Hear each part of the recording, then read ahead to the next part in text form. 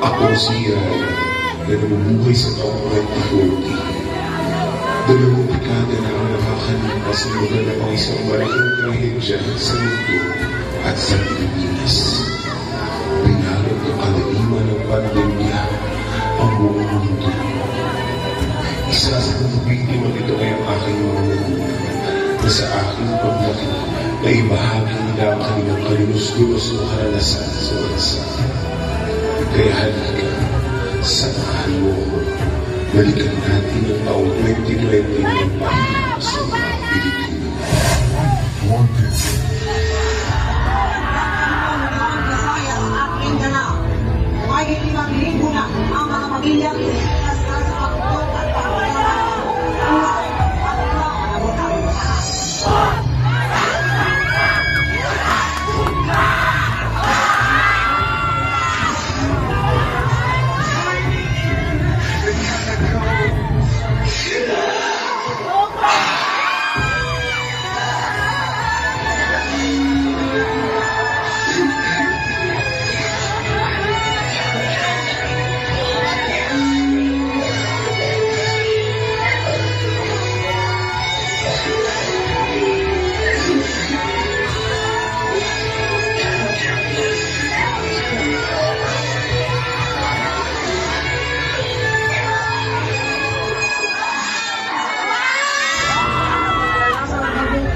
Bagyong Ulysses.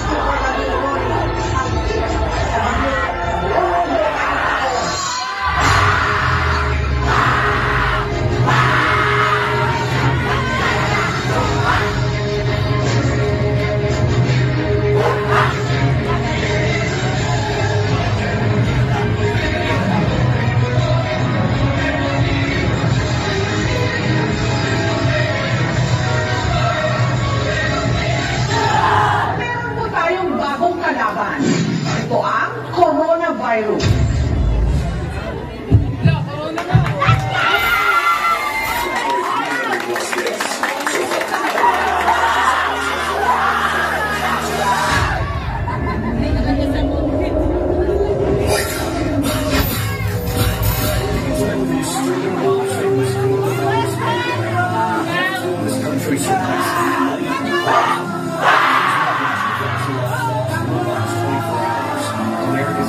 Yet 783 deaths in New York alone. This latest surge pushed the U.S. toll beyond Hong in Italy, overtaking Spain, and the devastation from COVID-19 fatalities.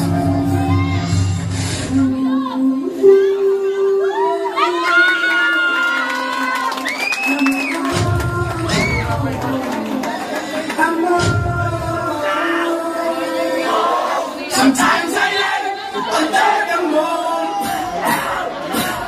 I thank God I'm breathing.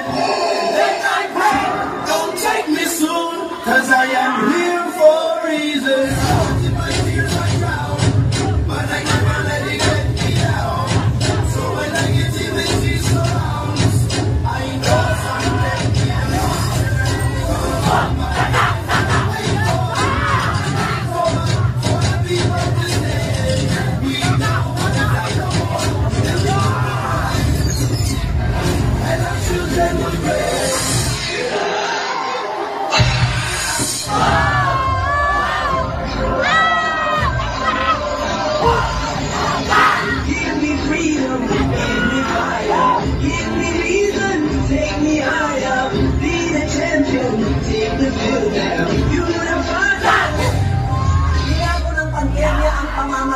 walang harapan klase, hindi online, modular ang lesson, Pasensya na po kayo. Hindi po ako makakapasok sa online class natin. Wala po kasi kaming internet sa bahay. Sa totoo lang, wala rin po kaming bahay. Nangungupahan lang po kami. Noong nag-lockdown po kasi, nawalan kami ng pambayad. Pero hindi po sila makaintindi. Wala rin po akong cellphone, ma'am. Ang meron lang po ako ay yung mga librong pinauwi niyo sa amin. Nasa anong bahay naman po kayo? Ma'am, sasagutan ko na lang po lahat para lang sigurado ako na hindi mahuhuli. Hindi na po magre-recess kasi wala rin naman magbili.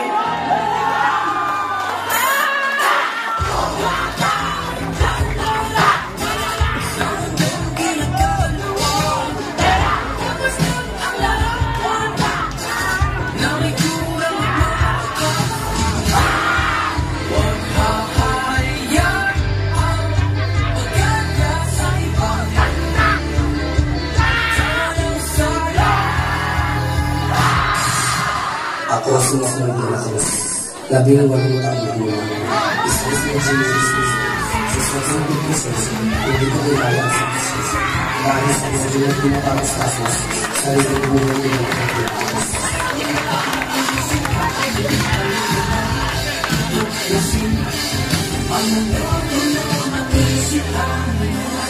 Isang ng pamilya na maminang malapit ang binaril ng kapitbahay nilang pulis.